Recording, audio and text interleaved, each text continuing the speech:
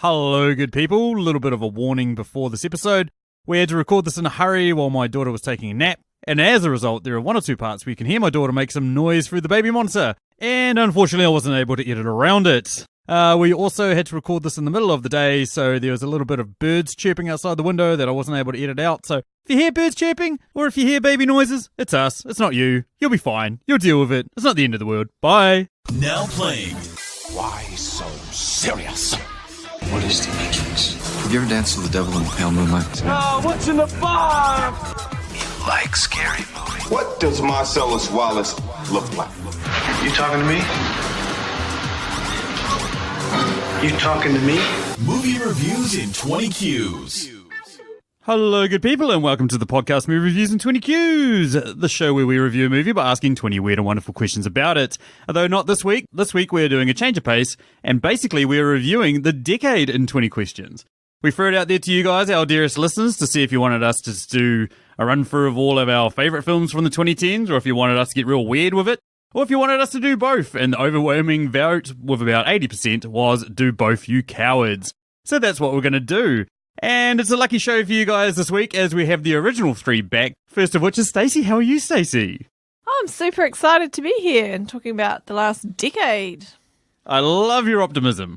Well, and the other person that's back is Spanky. How are you, Spanky? I'm fantastic, thanks, Sam. Oh, that's awesome. So, Stacey, as a score out of 10,000 films, what would you give the 2010s? It's a tough one. It's so hard to say when you're so close to it. I'm going to go for a 7,000. Calling it down the middle in terms of positivity? Is that what you're up to? Yeah, pretty good, but who knows whether it's going to be memorable or not. Fair enough. What about you, Spanky? 4,500. I think that we've seen the decline of movies and the good actors all sort of passing the baton on to some pretty average.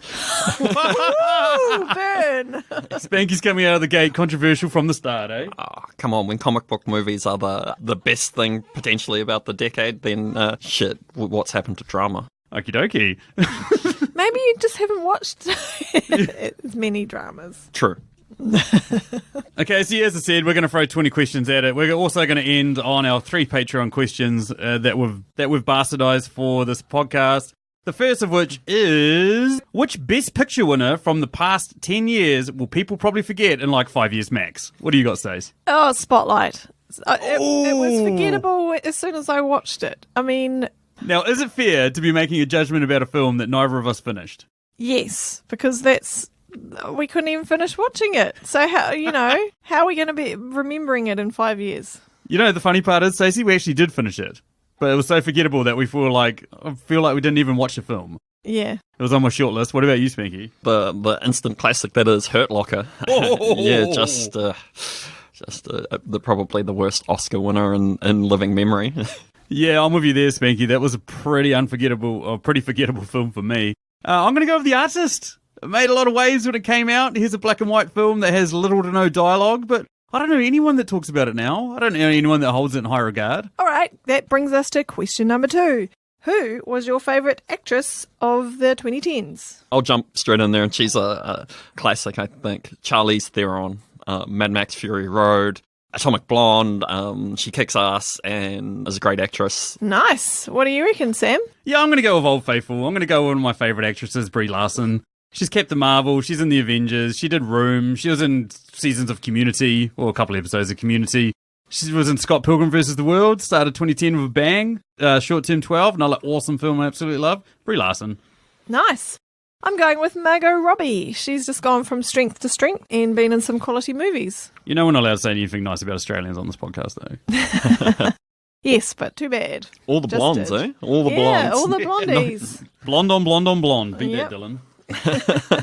Anyway, that moves us to question number 3. What is it there, Spanky? What movie sounds like a porn parody? It's got to be Everybody Wants Some. Yeah, that was on my list too. Everybody Wants Some was definitely going to be my number 1, but instead I'm going to go with Inside Llewyn Davis.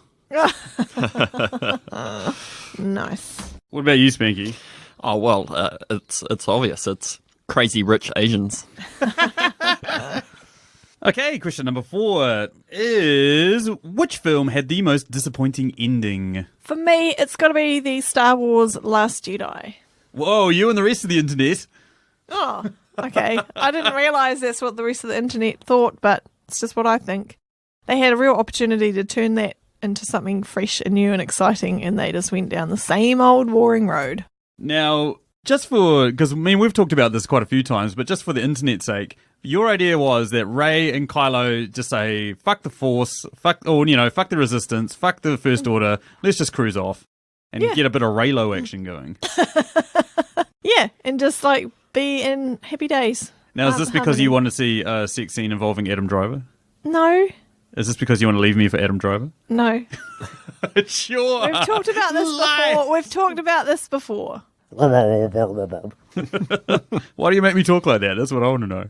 Anywho, what about you, Spanky? Oh, it's got to be the sci-fi classic Jennifer Lawrence, Chris Pratt, Passengers, where the story is that they lived happily ever after. It was like the longest terrible fairy tale in the world.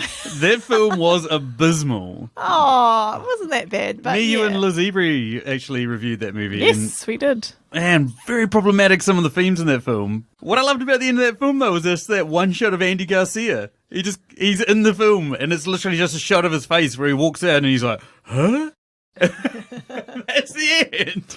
Yes. Well, maybe that was the ending that I missed. Probably paid like $500,000 just to get fucking Andy Garcia in there to not even have any words of dialogue or anything. Anywho, that moves us over to question number 5. What is it these days? What deep philosophical debate arose in you during this decade? Just straight up, have we run out of ideas for movies? Everything seems to be a remake, a reboot, a sequel, a blah, blah, blah, blah. And it just seems as though themes are being recycled and it's a lot of the same old shit. And it's very rare that you get something with a new idea or a new theme. I mean, I know we've been at this for a while, but still, it seems as though we're in the slow decline of movie drama. Yeah, I'm with you there. Yeah. I'm going to riff off that idea. I mean, the thing that I was thinking was like, we're getting so many sequels and reboots and remakes, and this sort of foreshadows one of the questions I've got later, that it's going to get to a point where it's like in 10, 20 years, they're just going to be rebooting things that they'd done 2 or 3 years beforehand. And I think even now we're seeing it where we've had, 3 or 4 different Spider-Men in the space of 15 years. Batman. Yeah, Batman. He's getting interchangeably, swapped over. We're having a new Batman soon with Patterson replacing Batfleck, who replaced Christian Bale from 2013. That's 8 years. We've had 3 different Batman. Yep. And it's like, I think it's just going to start applying to heaps of other franchises. But yeah, I'm with you there, Spanky. It's pretty much the same as mine. What do you got, Stace? Yeah, I've got a similar idea. I just think that sequels shouldn't be done, ever. I think you should just make a standalone movie and that's that. If you want to make a TV series, make a TV series. I agree, Stacey. It just seems to be like a Hollywood trope to leave every movie open for a sequel in case it does well at the box office and what have you. And it's just leaning towards that terrible not having good endings anymore, not leaving things final, leaving things open and asking questions. And it's supposed to be like cool and mysterious, but really it just pisses most people off. Yeah. Exactly. Anywho, that moves us over to question number 6. What is it there, Spanky? Who was your breakout director of the 2010s? This one's easy for me. It's Denis Villeneuve. He did Insidious in 2010, and then over the space of 4 years, which is just ridiculous, he managed to direct Enemy, Prisoners, Blade Runner 2049, Sicario, Arrival, not in that order. I mean, fuck, 4 years. Yeah, in the space of time it takes for one person to train for the next Olympics, he directed 5 incredibly amazing films. Good choice. Okay, I'm going for our homegrown hero of movies, Taika Waititi. Yay! He's directed awesome Kiwi films like Boy and Hunt for the Wilder People, along with a raft of other amazing films. And Jojo Rabbit for Ragnarok. yes, now he's taking over Hollywood. What We Do in the Shadows? Yeah. Yep, exactly. Good pick, Stace. Oh, kia ora, Stacey. That's a mean choice right there. And I'm going to go with someone because I feel like Breakout is sort of someone who's established themselves in the 2010s. And I'm going with Jordan Peele because Get Out was such an awesome film and Us was as well. And I feel like he's revitalizing the thriller genre and gave it relevance again in the Oscar nomination. So, yeah. Yeah, wicked. enough. I agree with that. And that moves us over to question number 7, which is, what movie from this decade would be the absolute worst to watch on a first date? That's easy. It's got to be Marriage Story.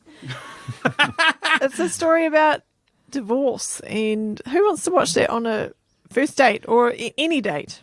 That was bad to watch on a 1000th date. Shout out to Topher if we watched the thing. But me and him, she had a very similar thought about this, which is, fuck, this is not the movie you want to watch with your wife or partner. Some interesting conversation comes up during this, doesn't it, Stacey? Yes. Questions get asked that you don't really want to know the answer to. What about you, Spanky? I'm going for a comic book movie, and I'm going for a DC comic book movie, and that comic book movie happens to be Aquaman. Really? Yeah, because I feel as though your date comparing you to Jason Momoa the whole time, and how do you stack up to that? That's a good point. You know, Yes, tanned, point. long hair, just ripped. I just can't compete with that. I've got none of those things. Yes. But, okay, yep. We went and saw Aquaman on a date. Yeah, Wanaka with my would- sister. Yeah. That's how I get around. Yeah, I'm going to go with a film that we actually watched on a date, Stacey. I'm going to go with Gone Girl. Yes. Shout out to Dan at Netflix and Swill. He actually watched this and said it was one of the worst films ever go on a date. The girl that he took on a date to see this never talked to him again, but me and you came over. We had like a bit of a romantic date at home and watched the first 45 minutes of this film, which we were like, yeah, we don't need to see any more not for past this. me. Yeah. Not for Were me. you comparing yourself to Ben Affleck? I am definitely a better man than Ben Affleck. Anywho, moves us over to question number 8. What is it there, Stacey? Okay, what movie surprised you the most when you watched it this decade? Easy. The Martian. And why? Matt Damon. and like I'm not a big Matt Damon fan. In fact, I possibly hate Matt Damon. And for a whole movie to be based on pretty much all Matt Damon for at least the first 80% of the movie, I was like, I'm gonna hate this. But he signs the fuck out of it. True. And actually it was a really good movie. And he dies at the end, so bonus. Does he? Doesn't he? No, I think he gets home, doesn't he? Nah, doesn't. Nah. Or I at don't least. This is the Anyway. most highly educated and informed podcast anyone's ever going to listen to. Yeah, okay, let's not give away how little attention we pay to movies. That's true. Hey, talking about people that you really don't like, I can't stand Tom Cruise, but Edge of Tomorrow was amazing. Up until that point as well, Emily Blunt, I was like, I really can't think of any films before that film that I was like, fuck, this woman's outstanding. But in that movie, man, she rips. And she is. She's absolutely ripped. She's doing that goddamn press-up thing and shit when he comes in and sees her the first time, and then she followed it up with Sicario. Overnight Emily Blunt fan. Wow, well done. My surprising watch was First Man. I don't. Oh, yeah. Yeah, I'm not really overly into space movies or Ryan Gosling, really. But I watched it and I absolutely loved it. You're not into Ryan Gosling. Emma's sitting at home right now screaming at you. Well, he doesn't. I don't automatically have to watch all of his movies. Yeah. Next up is a question that came courtesy of Spanky. What is it there, Spanky? If you could Thanos snap one director's 2010 output, or 2010's output, out of existence, who would it be? I know what you've got, Spanky, and I'm pretty tempted to steal it off you. But I'm just going to ignore that. I'm going to have Michael Bay. Not a fan. Oh, what, like Transformers Yeah. and stuff like that? You're not a big fan of Transformers? Nah, not for me. Those films are just... Surprising. Oh no, I love big dumb explosion movies, but I don't like really incredibly stupid big dumb explosion movies. I wanted to have like some symbol of a little intelligence in there. With the Just same not for me. with the same tracking and panning shot every time and huge Yeah. explosions. Yeah. Well, I watched 3 of this director's movies, and one I absolutely hated, and the second 2 were so terrible I could not continue watching them past the 20-minute mark. And it just as a coincidence that Sam informed me they were by the same director, and that director is David Ayer. How do you say his last name? Yeah, Ayer. Yeah, David Ayer, who directed Suicide Squad, End of Watch, and Bright, both of which I couldn't finish. It is true. She tried and failed at both of them. Had your favourite actress in it too, Margot. Yes, Suicide Squad, yes, but no, she couldn't even save that movie. Fair enough. Poor Margot. Cool. Anywho, yeah, what about you, Specky? Oh, might be controversial. I know that this particular director has a few fanboys, but I'm going with M. Night Shyamalan. He's got fanboys? I think he does. He does, because people can remember his name, but people Yeah. don't like to remember his movies because a lot of them are shit. and 2010, you get rid of The Last Airbender. All right, in there you've got Split and Glass, but really, Split and Glass are probably the 2 decent films in 2010. And if you can only make 2 decent movies in 10 years, you know what? Maybe you should quit. Not to mention After Earth. Oh, After Earth with oh man, there was some stinkers in there, man. I'll be honest with you.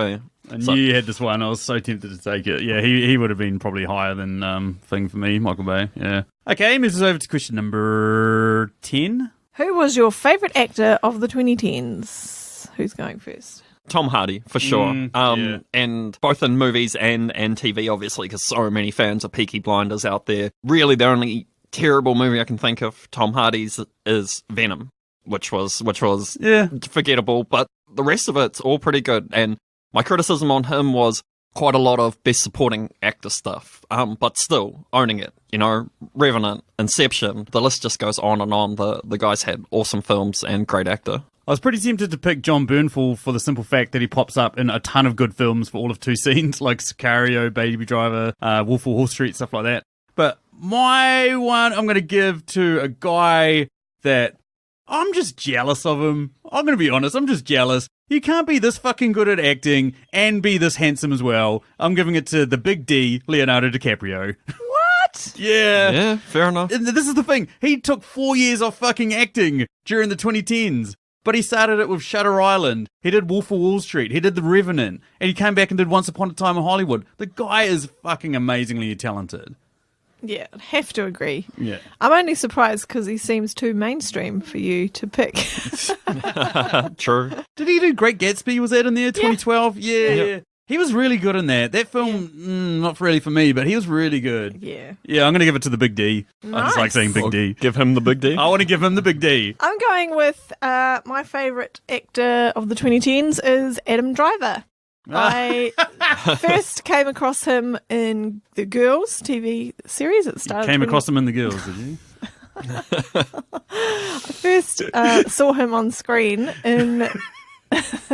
Anyway, yeah, and he's just gone on to do some really cool, interesting movie roles. He was in Black Klansman and... shit, that's right. That's a good film. Now in Star Wars trilogy and Marriage Story, which came out this year. And he's just really interesting. He looks different. He is different to a lot of actors out there at the moment, and it's cool to see. He's worked with like Spike Lee, Martin Scorsese, Jim Jarmusch, Steven Spielberg, the Coen brothers. He's literally worked with nearly every talented directors ever. I'm incredibly jealous of him as well. It's like the career that you wish you had. It's like literally every director of any sort of note, he's worked with them. Okay, that takes us to question 11. I'm really surprised you didn't put Channing Tatum there, Spanky. Channing all over your Tatum. Okay, what movie totally owes another movie a beer?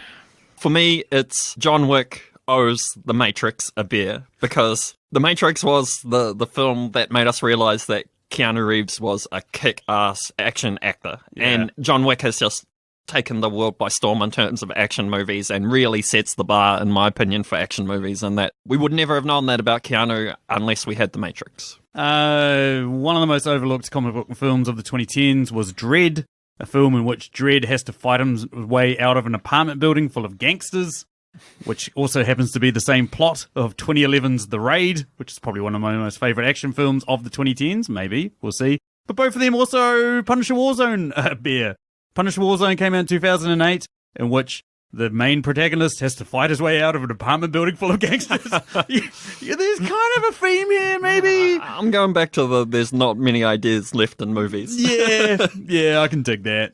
What about you, Stace? Okay, so I think that the Tom Cruise movie Mission Impossible Fallout owes Arnie's True Lies from 1994 a beer for one classic action scene where a guy gets beaten up in a bathroom. They totally ripped him off in Mission Impossible. I thought that was an awesome scene in Mission Impossible, and then a few weeks ago when we were watching True Lies, I was like, hang on, I've seen this before.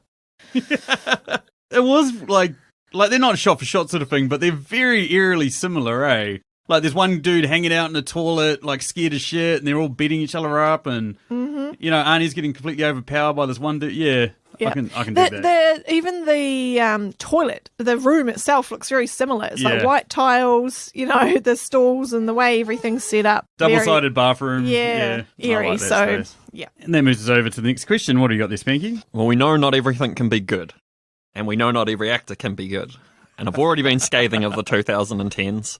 So, who was the most annoying actor or actress of the 2010s? This is going to sound very controversial, but I'm going to go with Matthew McConaughey. All right. Yeah, exactly. And the reason for this is good old Matty M started the 2010s with a hiss and a bang. You know what I mean? He was in Dallas Buyers Club. He was in True Detective. He was in Wolf of Wall Street. It was almost like him and another actor like Nicolas Cage or something had just completely swapped careers, where he'd gone from the stupid romantic comedy that no one wants to watch into being a legitimate, serious, like almost Oscar contender every year type actor. And now he's doing shit like fucking Serenity. Fuck you, Emily Higgins, for making us watch that. But Oh, what? You didn't like Interstellar?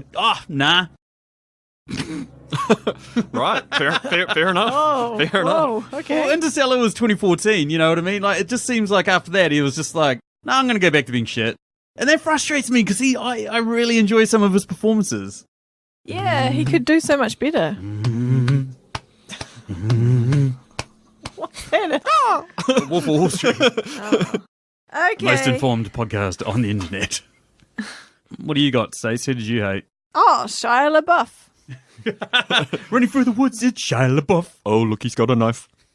Any reason why? Just generally don't like him? He's just a bit weird. I don't know. I don't get him. I don't know many people that get him, to be honest. I don't think he gets him. What do you got, Spanky? All right, having that this was my question as well, I think that I've got the one that trumps you all. Jesse Eisenberg. Yeah, fuck that clown. I mean, who else could play Mark Zuckerberg and totally now the biggest douchebag in the world, and that would be Jesse Eisenberg. So yeah, I mean, Lex Luthor, you could just rattle them all off. The guy is The dickhead out of Now You See Me. yeah, just a walking douchebag. Anyway, that moves us over to question number 13, which is what film scene do you think will last with you the longest? Okay, I'm going to go with a scene from Inception that everyone loves, and that is when the cityscape starts folding up on itself. It was a really cool, interesting thing to see at the time, and I don't think it's been done since. It's not something people have ripped off. Well, you say that. Talking about movies that owe a movie a beer, Doctor Strange pretty much did the exact same thing. And but in a different concept, that was in the world of magic as opposed to whatever Inception was. No, it wasn't. Your brain. It wasn't sorcery. It was mind tricks or whatever. Mindfuckery? Yeah. What about you, Spank?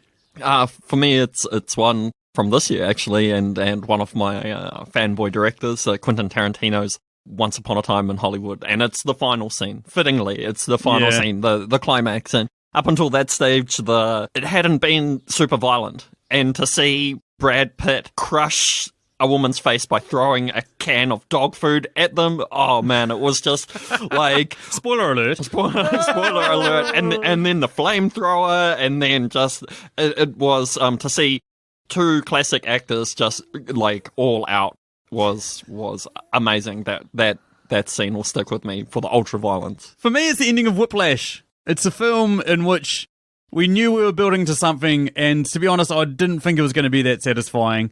And then we got to the end where he gets publicly shamed on stage, storms off, and then comes back and is just like, fuck you, Schaefer, we're doing Caravan, and then just starts playing the song. And then the thing that sold it the most to me was finding out that Miles Teller actually used to play the drums, and then when he found out he got this role, he practiced for 6 hours a day for 6 months to get good enough to actually be like representative on the screen. And that for me was just phenomenal. Changed my opinion on Miles Teller. Oh yeah, absolutely. Because he'd had and then Fantastic Four reversed it back. Yeah, that's right. But well shot and everything too. That scene is something special. Yeah, absolutely. Yep. Question number 14 there, Stace. All right. What film do you think got an unwarranted amount of undulation? Undulation. Undulating. Well, Rocky was very rocky. Unwarranted. Okay. Question 14. What film do you think got an insane amount of unwarranted adulation? Have we got the same answer, me and you? Yep. Count of 3. 3, 2, 1. La La Land. Yep. Okay. La La Land. Yeah! It was like every film critic in Hollywood, all that sort of stuff, saw themselves in the film, and so they were immediately like, this is my film. You know what I mean? And it's like, they're the same critics that a year before was like, the Star Wars movie is just preying on nostalgia. It's like, this fucking film is just preying on old Hollywood movie nostalgia. Yeah. Yeah. That's enough of my rant. I've ranted about that too many times before. Yep, exactly. Let's not pay that movie any more mind. What's the next question there? What film from the 2010s is the perfect cure for insomnia? Terrence Malick's The Tree of Life. I've never been able to finish it. Talking about films that literally put me to sleep, that is the film. I can't make it 20, 30, 40 minutes into it. In fact, you could show me the start of this movie again, and I've seen the start probably 5 times. I'd have no idea where it's going. I wouldn't be able to tell you what's happening. Yeah, I've got a movie along similar lines by the sound of it, Cloud Atlas. Oh, burn! Sorry, Caleb from Netflix and Swill, who loves this film. Oh, okay, well, maybe I just don't get it. But yeah, when you're asking yourself 20, 30 minutes in, what is going on here? It needs to catch you, it needs to grab you for you to want to finish and stay awake for the end. It's funny because this film's put me to sleep as well a couple of times, and there's an awesome joke in Silicon Valley where they're trying to work out if this chick's into this guy, and they're like, I think one of them says to the other one, like, what does she want to do? He's like, she wants me to come to her room and watch Cloud Atlas. He's like, she definitely wants to bone. No one's made it more than 5 minutes into that film. So true. My sleeping pill for the 2010s would be Batman vs Superman. Really? Yeah, man. 3 hours of like poorly paced, confusing storyline, bad acting, the whole 9 yards, you know what I mean? It's just, if there's anything that would distract you from, oh, fuck, it's just terrible. Let's just be honest, it's terrible. I don't know if it's just an actual sleeping pill or if it's just, I just want to say how terrible it is. You say storyline, but there's like, what, 6 stories in there? Maybe, conservatively? And that's it. And that's Yeah. and that's why it's a sleeping pill, because who can follow all that shit? Exactly. Fair enough. Okay, next up, what film from the 2010s is totally going to get a controversial remake or reboot in like 10 to 20 years? And this was the question I was alluding to earlier. My answer for this is a film that came out this year, Parasite. Oh, no. It is so cool and so interesting and different, and both Sam and I at the end of the film kind of went, man, Hollywood, please never come near this film. It's so good as it is. But I just get the feeling that they will. It'll be remade and it'll be controversial because why take it on? It's so good as it is. It'll be a Hollywood remake where they've just like dumbed down the violence or like the themes and motives and stuff. The themes won't carry across cultures, I fear. Yeah. That's a great choice, Daisy. That's an absolutely great choice. I reckon that, once he's done dominating the world, Mark Zuckerberg will redo The Social Network. And totally portray himself as like a really awesome, cool dude. That's right. That's right. The savior of the world. I think he gets a halo. Yeah. Oh, yes. Controversy. Yeah, I'm just going to go with Inception. Everyone loves it. And it's such a like notable film. And it's one of those things that like people will be like, there's no way they'd ever remake it. But, like nothing's off limits to Hollywood. Like they did a shot-for-shot remake of Psycho. I mean, nothing is off limits.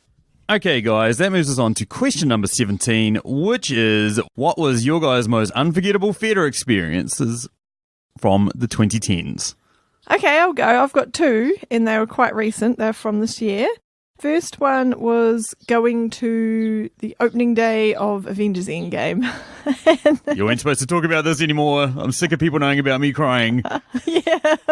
Well, it wasn't just you. It was the whole audience. This was like the super fans on opening day. And my second most memorable moment was earlier this year. Well, the last movie I went to see at the cinema, I think, while I was pregnant, was Aladdin.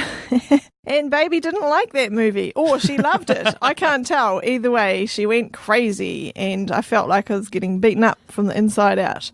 So that was the end of movie going for me for the rest of the pregnancy. That was when baby decided to reverse evolution and tried to dig its way out through kicking its way through your stomach, eh? Yeah. What about you, Spanky? I think mine's got to be a live screening of The Room. And with nice with the shut the door and spoon. Yeah, and I was at a beautiful old theatre in Sydney called the Odeon in Mossman, and it's a beautiful old style theatre, and the atmosphere is so much fun. I'd never been to anything like that before, and one hell of an experience. That sounds awesome. Yeah, that's pretty cool.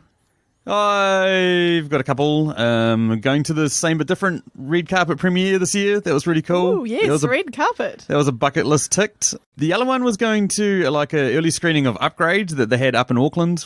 Before the Upgrade screening occurred, though, they showed an hour of trailers from old, grimy B-movie, sci-fi type, like action movies and stuff like that. So like RoboCop had a trailer there. Is the best way to describe it. RoboCop from the 80s. But it was a ton of these really old trailers, and it just totally put you in the mood for the movie that was Upgrade. That being said, Sweet. Those are all topped by going to see a screening of Night of the Living Dead, after which there was a meet and greet with Max Brooks, who wrote World War Z, and he just came out and just blasted the movie.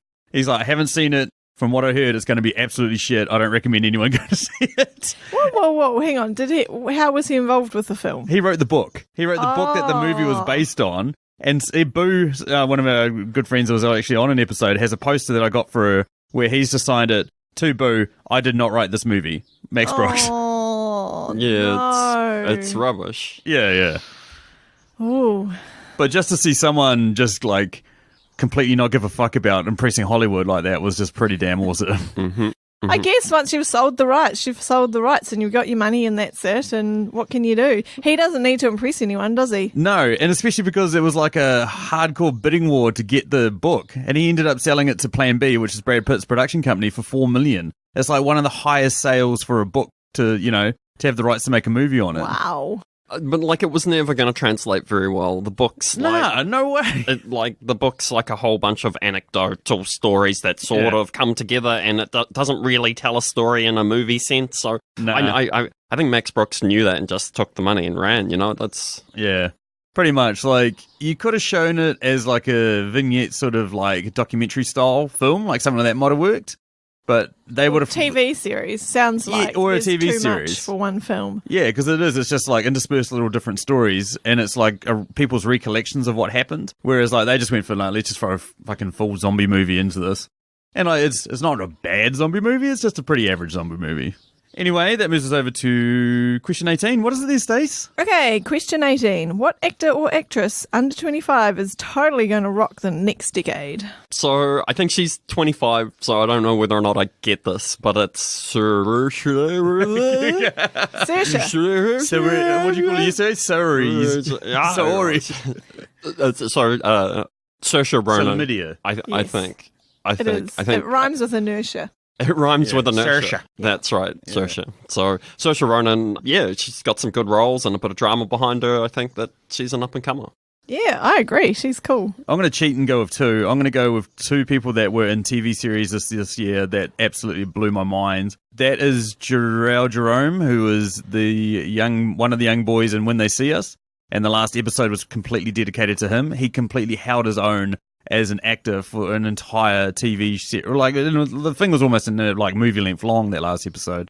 That was absolutely brilliant. The other one was Caitlin Dever, who is the young girl at the centre of Unbelievable, a TV series in which a girl gets raped and then she basically tries to tell the police don't believe her, and then that's the first episode, and then it sort of follows on the effects of her after discovering that she actually was raped, but they've tried to convince her that she was lying and the police tried to prosecute her. And I don't want to spoil too much of it. You've got to go see it. It's a fucking awesome TV series. Toni Collette's in it, and Toni Collette's brilliant. Everyone knows I love her. Yeah, that was wicked. I enjoyed that. Okay, I'm going with one of my favourites from Game of Thrones, and that's Maisie Williams. Really? Yeah, she's young and a bit different, and it would be interesting to see where she goes. Hopefully she gets embraced. So does that mean I get another one now? I get a TV one because you guys couldn't come to the movie party? Oh, Caitlin Dever is in Booksmart as well. It says actor or actress. Oh, right. It doesn't say Maisie Williams has been in movies, bro. Name one. Oh, what's that horror film she's in? I'll look it up. New Mutants. There you go. She's in that. Was that a movie? Yeah. Guess what? Has it come been out. released? It got made 3 years ago. Never been released. Maybe there's a reason for that. Yeah, true. If I was going with TV, mine would be Millie Bobby Brown. Stranger Things. She's been in films. She was in the Godzilla movie this year. Really? Yeah. Shows how many movies I watched this year. I hate to break this to you, but she kind of sucks in Godzilla movie. Shout out to the We Watch the Thing boys who bravely went and saw that film so that we could record an episode on it. Couldn't convince any of my friends. Oh no, Shaq. Me and Shaq went and saw it. Shaq hated it. All right, what is question number 19, Spanky? What movie title best describes your current love life? Transformers: Age of Extinction. What do you got, Stace? I'm just going with Boss Baby. Similar themes to both of our answers there, eh, Stace? Sad. And I'll chime in on the pity train here and say Lemony Snicket's A Series of Unfortunate Events. Having gone out on the piss with you last night, yes, I can see why you come up with that, Becky. Okay, now final question. Question number 20. We are basically just going to run through what is our favourite sci-fi, thriller, action, comedy, comic book movie, animated film, horror, drama, foreign film, documentary, if you guys have got one. I know I'm adding it too late. And even what was just your favourite film of the 2010s. So first up, we've got sci-fi. What do you guys got? Interstellar? Blade Runner 2049. Oh, I'm going with Annihilation. Next up, we've got Thriller. What have you got for that, Stace? Sicario, Oh, damn. apparently. Oh, You well. wrote that down for me. Get Out. Yeah. See, Is it a thriller? it's a thriller and it's a horror. I reckon it can Okay. be on either list. Okay. I'm going to go with a sports thriller. I'm going to go with Creed. Nice. It's more of an action film. I actually had Get Out written down as well. I've got Get Out written down for horror. Oh, well, that's fine. You can have it for that. Action film. Baby Driver. Oh, good choice. John Wick, the original. The original. I'm going to go with Mad Max Fury Road. Comedy. Hunt for the Wilder People. Oh, god damn it. That was my one as well. Hunt for the Wilder People. Yeah, Hunt for the Little Yeah. People. Special shout out for 21 Drum Street as well. That was one of my favourite films. So it was like Booksmart, Longshot. There's a few good comedies that have come out recently, but Yeah, there are. yeah. Okay, comic book film. Guardians of the Galaxy. I knew you were going to say The original. that. Yeah. Thor Ragnarok. Yeah, I had Nice. either Thor Ragnarok or Logan, so I'll just say Logan. Yeah, Logan. Yeah, that was good. I like that too. Animated film, count of three. Spider-Man Into the Spider-Verse. Yep. Yep. Yeah. Yeah, we all loved that. Horror film. Get Out. Good on you. It. It. Yeah, good choice. Train to Busan. Oh, yeah. A film that we watched recently, which you were like, how do you fucking watch these films? I've never felt so anxious in my entire life. Yeah, it was anxiety inducing. Oh, I don't like that. Oh, I love feeling my asshole squirm and fucking sheer anxiety. Sure you do.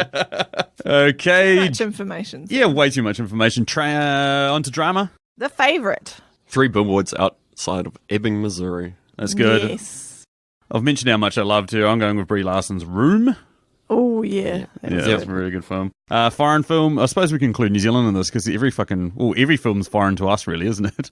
Except for New Zealand films. But we'll go with foreign. Maybe like another language So other than English. non-Hollywood. Yeah. So, Roma, I guess? Yeah, Roma's brilliant. That's a good choice. I'm going with Parasite. Oh, I do love that film as well. I'm going with Wild Tales. The Argentinian film. Fuck, that was good. That really got me going. For people that haven't seen Wild Tales, it's a film about 6 short stories, and each is about revenge, pretty much, eh? Yep. And it's fucking insane. Yeah. Different flavours of revenge. Okay, yep. And documentary. Oh, one that really stuck with me for ages and got me questioning a lot of things was Cowspiracy. I thought you were going to go Behind the Curve, the Flat Earthers one. Oh. Well, no, I couldn't watch that. That was more It just- anger-inducing in terms. Yeah, it wasn't. I wouldn't call that the best. It was, yeah. No, Yeah. I couldn't even watch it. Fair enough. What about you, Spanky? What do you got? I'll go with the local one, Tickled.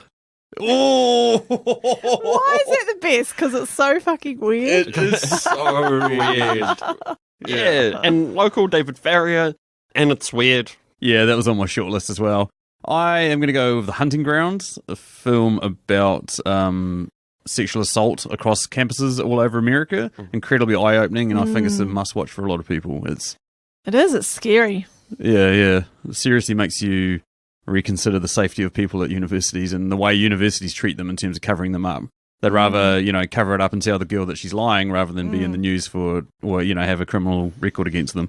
Yeah, it seems as though if you go to university in America, you will be sexually assaulted to some degree. Yeah, or you'll know someone that is. Guaranteed, yeah. Pretty much, yeah. It's horrible. Anyway, let's finish on a much more happier note. What was your guys' favourite film of the decade? All right, for me, it's a movie that we haven't talked about at all, and it's a great film and one that I love to quote. Django Unchained. Fair enough. Yeah. And just, we didn't give it any love anywhere else. and it seems to be a bit of a bolter, but one that I've watched a number of times, and I think that I'll keep watching it. Jamie Foxx, fantastic. Christoph Waltz, fantastic. Yeah, and Tarantino probably at his peak. Yeah. I just really like Baby Driver. It's going to be my film of the decade. Interesting. Okay, I am going to go with a film that we haven't spoken about, which is 2 Days, One Night. The Marion Cotillard gives an amazing performance as a woman who is coming back from depression, and she basically goes back to her old factory. And the old factory say to her that we've noticed while you've been gone, we have managed to keep up production, so why would we hire you back? And they say to her, the only way we can hire you back is if you convince all your other employees that they're not allowed to get their €1,000 bonus this year. So she then spends 2 days and one night trying to convince all of her former colleagues to give up their bonuses. And they're all like poor as dirt. And I'm not going to spoil any more of the movie because it's just an amazing portrayal of someone battling depression and trying to overcome their mental problems. Yeah, great film. Plus Marion Cotillard is fucking phenomenal. You had me at Marion Cotillard. Yeah. Excellent, sweet. Well, that takes us through our 20 questions. We're now going to move into our Patreon questions. We absolutely love our Patrons, don't we, Stacey? They're the people that give us the money. We do love them. Give us the money to keep us going, pay for our hosting, pay for us to go to the movies. You guys are absolutely brilliant. And our $5 Patrons have the questions of what characters gone the longest without sharing, which two characters would you want at your house party, and what's your most controversial opinion about this film. So we're going to bastardize that to be about the decade. So we'll start off. Stacey, what two films from the 2010s would you want at your house party? My two are going to be Bridesmaids and Toy Story 3. What? Yeah, be totally random and heaps of fun and crazy. Yeah, okay, fair enough. Everyone loves seeing bridesmaids hanging out with toys. I'm thinking Wolf of Wall Street and Avengers Endgame. Wolf of Wall Street. What? You've got people who know how to party, and then you've got a huge ensemble cast. That's pretty much what you want for a good party. Yeah. Fair enough. I am going to go with Black Swan, purely for Mila Kunis and Natalie Portman.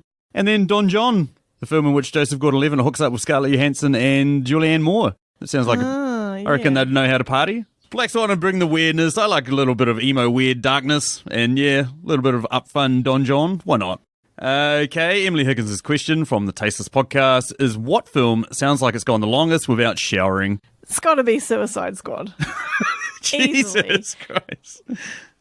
Makes sense. Surprised you haven't shat on that film for this entire podcast, Stacey. Yeah, it doesn't need the airtime. What about you, Spanky? What do you got? I reckon it's got to be Killing of a Sacred Deer. Oh, yeah. Have you seen that film? No. Fuck, don't. It's so odd.